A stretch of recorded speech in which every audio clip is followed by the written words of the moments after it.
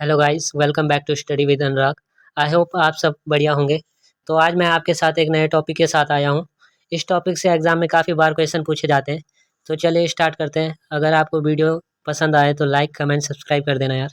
तो चलिए, इस टॉपिक का नाम है लैटिट्यूड एंड लॉन्गिट्यूड, अक्षांश एवं देशांतर रेखाएं। अक्षांश रेखा क्या होती है? पृथ्वी की सतह पर किसी बिंदु के केंद्र से कोणीय दूरी को अक्षांश कहा जाता है, ठीक है। और समान अक्षांश को मिलाने वाली रेखा को अक्षांश रेखा कहा जाता है, ठीक है। तो इसे एक डायग्राम की हेल्प से समझेंगे क्या होता है। सपोज ये हमारी अर्थ है और यहाँ हमारा नॉर्थ पोल और यहाँ साउथ पोल है, ठीक है। और इन दोनों को एक काल्पनिक रेखा से जोड़ देते हैं, ठीक है, ऐसे करके। सपोज यहाँ पे एक पॉइंट है और यहाँ से यहाँ तक की दूरी को विषुवत रेखा या भूमध्य रेखा भी कहते हैं, ठीक है। और ये 0 डिग्री पे होती है। ये जो अर्थ को 2 पार्ट में डिवाइड करती है, इक्वली डिवाइड करती है, ठीक है। और इसके नॉर्थ में 23.5 डिग्री पे, यहाँ पे 23.5 डिग्री पे एक लाइन होती है जिसे कर्क रेखा कहते हैं, ठीक है। और सेम इसी प्रकार साउथ में 23.5 डिग्री पे एक लाइन होती है जिसे मकर रेखा कहते हैं, ठीक है। तो और 0 से 1 डिग्री के बीच की दूरी जो होती है वो 111 किलोमीटर होती है और ये एक दूसरे के समांतर होती है, ठीक है। तो चलिए देखते हैं, यहाँ देखते हैं। ये देखिए, ये यहाँ पे लिखा हुआ है।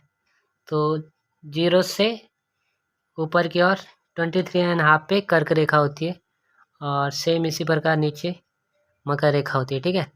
और बीच में विषुवत रेखा होती है। ये जो टोटल रेखा होती है वह 181 होती है। तो 181 कैसे होती है देखते हैं।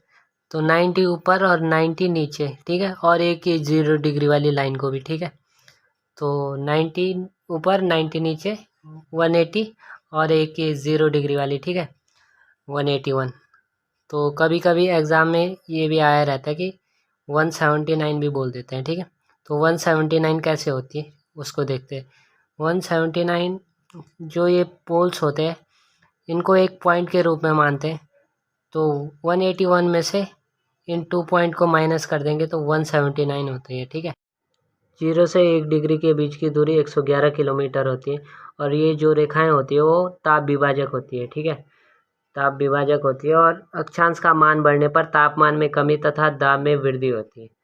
और इक्वेटर पर पृथ्वी का घूर्णन वेग सर्वाधिक होता है, यानी कि यहाँ पे जो पृथ्वी का रोटेशन होता है वो काफ़ी तेज होता है। इसके कारण जो दिन की अवधि होती है वो कम होती है और ऊपर पोल्स की तरफ जो रोटेशन होता है वो कम होता है, इसलिए जो दिन की अवधि होती है वो काफ़ी ज़्यादा होती है, ठीक है। और अब देखते हैं अक्षांश पर जी के मान का प्रभाव क्या होता है। तो विषुवत रेखा पर जी का मान न्यूनतम होता है, इसलिए जो वस्तु का भार होता है वो भी न्यूनतम होता है, ठीक है। और ध्रुवों की ओर ऊपर जाने पर जी का मान बढ़ता है और वस्तु का भार भी बढ़ता है, ठीक है। तो अब बात करते हैं देशांतर के बारे में, ठीक है। तो देशांतर क्या होता है? ग्लोब पर खींची गई लंबवत रेखाओं को देशांतर रेखा कहते हैं, ठीक है।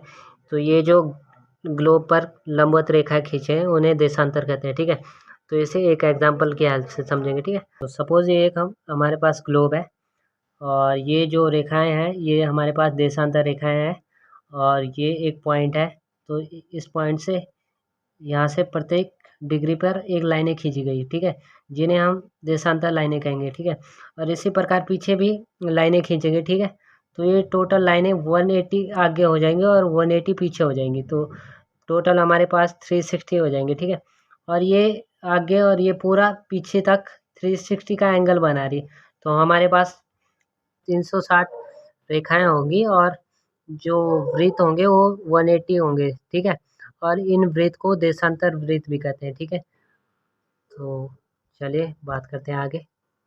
जो हमारी अर्थ होती है वो 24 घंटे में 360 डिग्री घूम जाती है, ठीक है। तो 1 डिग्री देशांतर की दूरी तय करने में 4 मिनट का समय लगता है, ठीक है। तो ये हमारा पूर्वी देशांतर हो गया और ये पश्चिमी देशांतर हो गया, ठीक है।